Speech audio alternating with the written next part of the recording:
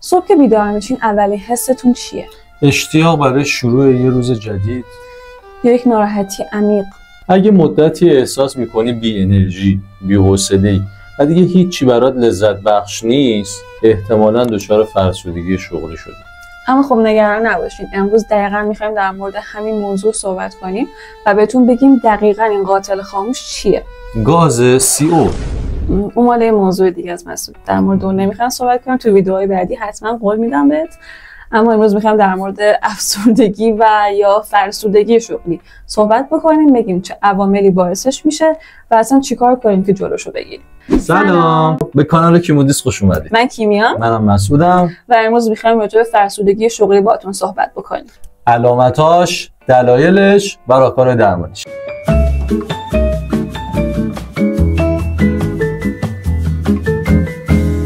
فرسودگی شغلی یه سندروم روانشناسیه که سازمان بهداشت جهانی هم اونو به رسمیت شناخته و یه خستگی ساده نیست. فرسودگی شغلی 3 تا بعد داره. بعد 1، خستگی هیجانی.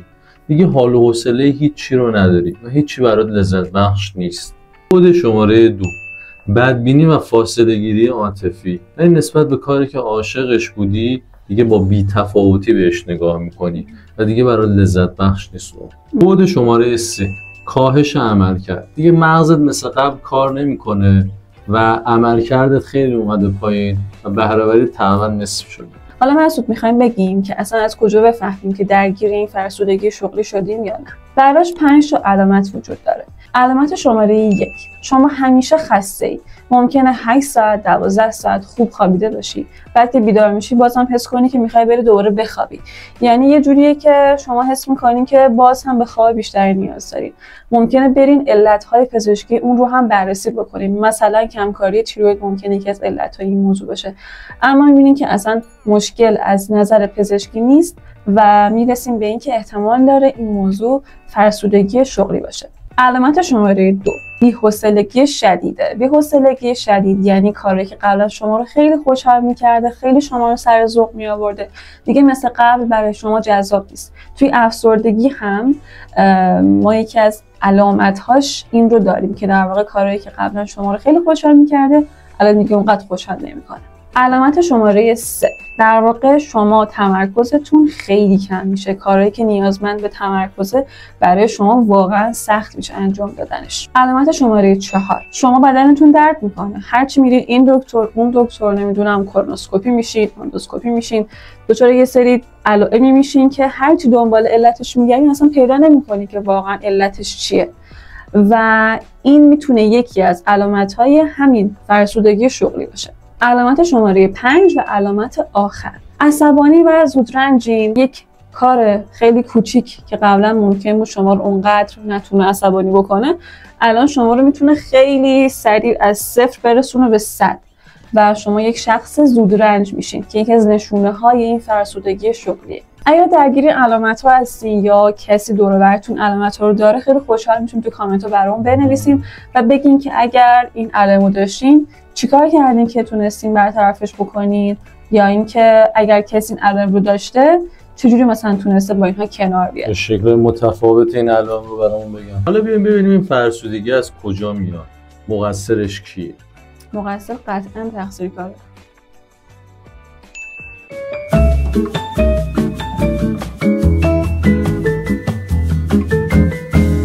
مقصر خودتی؟ نه. به دلایلش رو با هم بررسی بکنیم ببینیم دلیلش. عامل 1، کار زیاد و استراحت کم.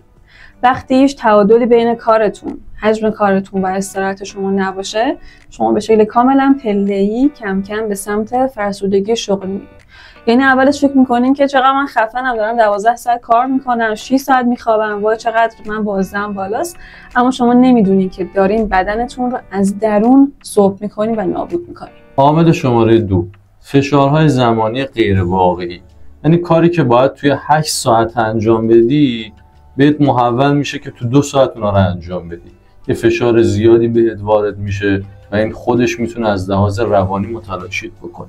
میدونی واقعا ممکنه تو اون 2 ساعت همون کار رو بکنی و فکر کنی که انجام دادی و خوشحالم باشی، اما کم کم این روند که میره جلوتر تو رو به همون فرسودگی شغلی که در به صحبت میکنی میرسونه. دقیقاً.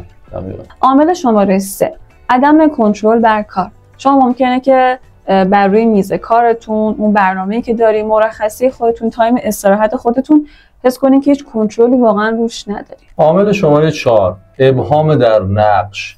یعنی دقیقاً نمیدونی نقش چیه، باید چیکار کنی، یعنی مسئولیتش با توه. خیلی عجیبه. آره دیدم، زیاد دیدم اینجوری. یعنی کاری بهت محول میشه، دقیقاً نمیدونی باید چیکار کنی، کارش چیه، نقش چیه، ولی هر اتفاقی که بیفته مسئولیتش با توه. خب این تو طولانی مدت میتونه عامل مخربی باشه تو این اصلا انگار کار تو نیست، اما به تو محول میشه و تو باید انجامش بدی. و نمیدونی چجوری باید انجام بدی. عامل شماره 5 در واقع محیط کار سمی، کارمند سمی، همکار سمی، رئیس سمی و همه اینا ممکنه کم کم باعث بشه که روی سلامت روان شما اثر بذاره و شما رو به این فرسودگی شغلی که تاپیک امروز ما هست برسونه. خودت از این فرد سمی بشی. اصلا بعد انگار به اون سمیت برسی که بتونه با اون محیط کار کنار بیای. حالا انگار راجع به چیزای بد صحبت کردیم، بیایم راجع به چیزای امیدوار کننده هم حرف بزنیم. اینکه چطوری از شر این فرسودگی شغلی خلاص بشیم. 5 تا قدم عملی با هم دیگه میگیم که بهت قول میدم هیچ وقت دچار فرسودگی شغلی نمیشی اگه اینا رو رعایت بکنی. قدم‌های عملی. از اون عملی نه. عملی یعنی واقعی. قدم شماره 1. این 11 ولی 1. شما بتونید نه بگی. این نگفتن از بچگی به ما یاد دادن. یعنی گفتن به این مثلا آدم بگو نه، به چیزای بد بگو نه، ولی واقعا اونجوری یاد نگرفتیم. تو محیط کار مثلا وقتی که به شما یک کار اضافه تر از وظیفه شما محول میشه، راحت بگید نه. یا مثلا خارج از تایم کاری خودتون اگر یک ایمیلی بهتون میرسه، ایمیل کاری، تماس‌های کاری دارین، اصلا جوابشون ندین، به اون تماس‌ها بگین نه. اینا کم کم میتونه شما رو به یک دیسیپلین برسونه که از این فرسودگی شغلی دور بشین. قدم شماره 2 استراحت استراتژیک. تکنیک پومودورو رو جدی بگیر و انجامش بده. یعنی چی؟ یعنی هر 25 دقیقه که کار میکنی، فعالیت داری، 5 دقیقه استراحت کن. بعد از 4 بار این سیکل انجام شد، 1 ربع تا نیم ساعت بعدش هم استراحت انجام بده. قدم شماره 3 از محیط کارتون فاصله بگیرید. یعنی شده یک فعالیت اونجا انجام بدیم که شده 5 دقیقه 10 دقیقه از اون فضای کاری شما ببره بیرون، یا اینکه اگر فضای بازی هست یه چند دقیقه راه بریم بیرون، هوای تازه در واقع نفس بکشیم توش، که این باعث میشه که اون میزان استرس کاری شما بیاد پایین. قدم شماره 4 تغذیه هوشمند. قندت رو کم کن، مصرف پروتئین رو ببر بالا، چون قند باعث نوسان انرژی میشه ولی پروتئین انرژی پایدار بهت میده. قدم شماره 5 گفتگوی جسورانه. یعنی اگر مشکلی توی محیط کار دارین، با مدیریت راحت راجع به صحبت بکنین. مثلا بهشون بگین که کاری که الان بر روی دوش من محول شده خب بیشتر از ظرفیت منه، چطور میتونیم با هم دیگه مثلا این موضوع رو حل بکنیم و بهترش بکنیم. بنابراین به یاد داشته باش فرسودگی شغلی نشون دهنده ضعف تو نیست، بلکه نشون میده توی مدت طولانی قوی بودی، خیلی قوی. ببین الان دوره‌ای که بهتر شما هوشمندانه کار بکنید، هوشمندانه تر کار بکنید به جای اینکه سخت‌تر کار بکنید. سلامت روان شما توی هر شرایطی باید اولویت باشه، چون رسیدن به اون هدف تنها چیزی نیست که مهم باشه. شما بهتره به اون هدف و گل برسید با سلامت روان، نه اینکه اون رو از دست بدین و خدای نکرده دچار فرسودگی شغلی یا به عبارتی میشه گفت افسردگی شغلی بشین. اگه فکر می‌کنی ویدیو به درد دوستات هم میخوره، میتونه بهشون کمک میکنه، حتما براشون بفرست. شاید اونم تو سکوت دارن از این موضوع رنج میبرن. یادتون باشه شما فقط یه بار زندگی میکنید و حق دارید از این زندگی لذت ببرید. سلامت روان مهمتر از هر چیز دیگه ایه. دوستتون داریم. خداحافظ.